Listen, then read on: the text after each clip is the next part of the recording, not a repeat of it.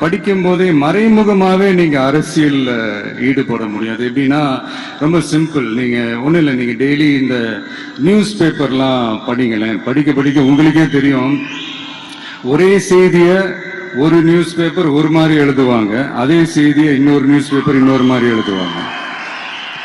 ஒரு செய்திய ஒரு நியூஸ் பேப்பர்ல ஃப்ரண்ட் பேஜ்ல ஹெட்லைன்ஸ்ல போடுவாங்க, அதே செய்தியை இன்னொரு நியூஸ் பேப்பர்ல கடைசி பக்கத்துல கூட போட மாட்டாங்க.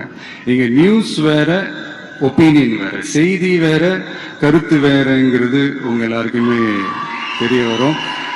இப்பெல்லாம் பாத்தீங்கன்னா நிறைய இந்த மெயின் ஸ்ட்ரீம் மீடியாவுக்கு ஈக்குவலா நிறைய இந்த சோசியல் மீடியா சேனல்ஸ்லாம் இந்த நல்லது கெட்டது இந்த ஒப்பீனியன்லாம் கிரியேட் பண்றாங்கல்ல, அதெல்லாம் நீங்க பாத்தீங்கன்னா ரொம்ப ஈஸியா ஒரு நல்லதை கெட்டதாகவும் கெட்டதும் நல்லதாகவும் நல்லவங்களை கெட்டவங்க மாதிரியும் கெட்டவங்களை நல்லவங்க மாதிரி இந்த மாதிரி புரணி பேசி ப்ரொஜெக்ட் பண்றதெல்லாம் இந்த மீடியா சோசியல் மீடியாலலாம் நம்ம பாக்குறோம் இல்லையா. நீங்க எல்லாமே பாருங்க, நீங்க எல்லாமே படிங்க, பட் எது உண்மை பொய்ன்னு மட்டும் அனலைஸ் பண்ண மட்டும் கத்துக்கங்க.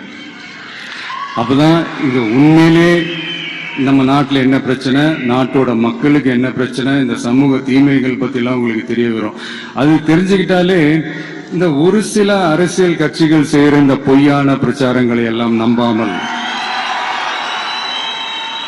எது கரெக்ட், எது தப்பு, எது உண்மை பொய்ன்னு இதை அனலைஸ் பண்ணி பார்த்துட்டு நல்ல தலைவர்களை தேர்ந்தெடுக்கக்கூடிய ஒரு விசாலமான ஒரு உலக பார்வை உங்களால வளர்த்துக்க முடியும்.